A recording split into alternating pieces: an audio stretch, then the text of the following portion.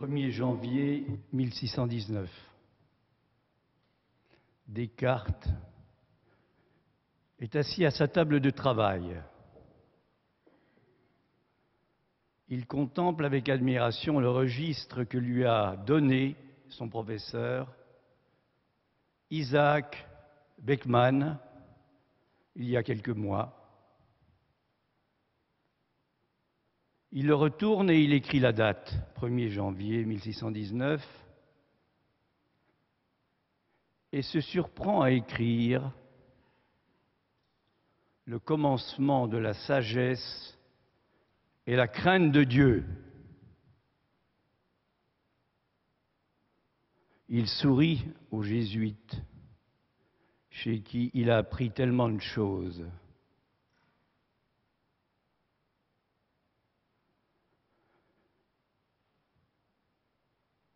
Puis, il se surprend à nouveau à écrire sur le point de monter sur la scène du monde, je m'avance masqué. Larvatus prodeo. Dieu sait si on en a raconté là-dessus. Prodeo, en un seul mot, en deux mots. Dieu sait si on en a raconté sur Larvatus, masqué, ensorcelé. C'est alors que le psychanalyste, le chanteur lyrique, monte sur la scène, sur ce point particulier que nous sommes et dont je vais essayer de vous parler, et que il s'adresse aux philosophes, justement, en cette journée mondiale de la philosophie. Il s'adresse aux philosophes pour leur dire que, bien sûr, ils connaissent, si le psychanalyste lui explique qu'il faut du temps. Il faut du temps pour arriver à ne plus être pris dans cette histoire de masque, fût-il le masque de fer. Dieu sait si on en a raconté aussi là-dessus. C'est tout ce qui va se passer dans le transfert, tout ce qui va être dit, toute cette recherche de vouloir savoir, de connaître. Mais le psychanalyste, comme le chanteur lyrique, peuvent dire autre chose. Ils vont, en quelque sorte, transmettre que si le dit est important, à l'opéra, le dit est important, le livret. Mais l'important, c'est le dire. Ce qui peut se dire de par et à partir de cette expérience codifiée, particulière, qu'est la psychanalyse dans le transfert. Ce que Lacan va nommer le discours analytique. Et là, on ne rigole plus. On ne peut pas dire n'importe quoi. Ce n'est pas la psychanalyse dit. C'est comme je le faisais remarquer hier à Dominique Bertrand, c'est des lettres, c'est-à-dire ce qui échappe à tout sens défini. Le masque, c'est quelque chose qui recèle quelque chose qui est fini, défini, délimité. On veut savoir ce que c'est. C'est ce que c'est en un seul mot.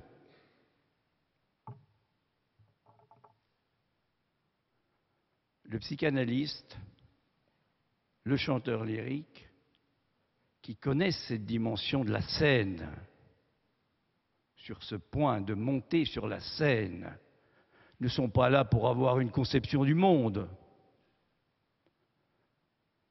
Ils sont là parce que depuis 3-4 siècles, le discours scientifique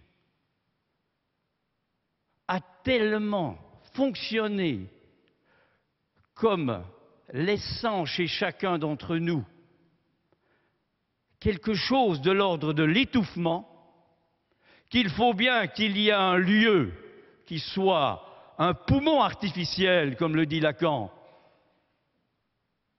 pour que la vie continue.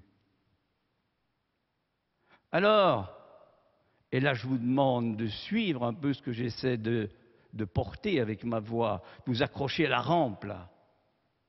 Parce qu'on ne va plus rester dans le défini, justement, dans tout ce qu'on pourrait raconter, dans tout ce que Tabet hier disait finalement, on raconte quelque chose parce qu'à un moment ou à un autre, eh bien, on va dégainer.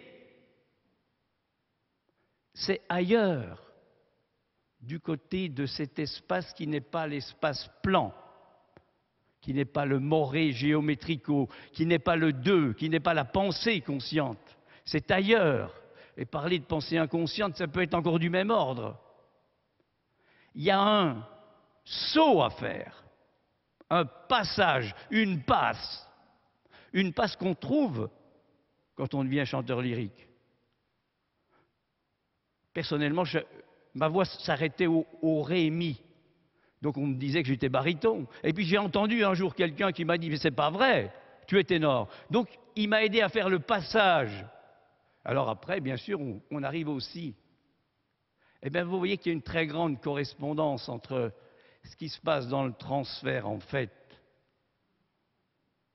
dans la cure, ce qui peut se passer, et ce qui peut se passer dans le chant lyrique. Pourquoi? Parce que c'est le corps qui est en jeu. Parce qu'il y a quelque chose du corps. Mais attention, n'allons pas trop vite, ne comprenons pas trop vite. Ce n'est pas le corps que l'on voit. Ce n'est pas celui qu'on observe. Ça, c'est la dimension du deux. C'est le corps qui est créé au moment où je parle.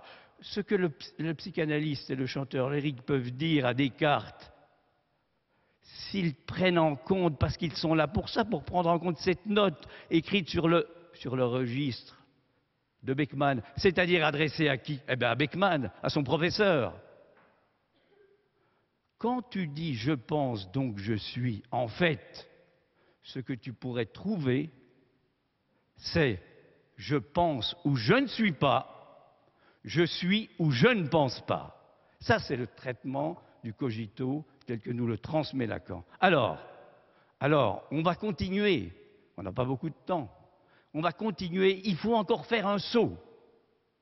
Parce qu'il ne suffit pas de dire que c'est le lieu de l'existence qui est le point où nous sommes. Ce quelque chose qui est hors d'eux. Ce quelque chose qui fait passer le droit au trois.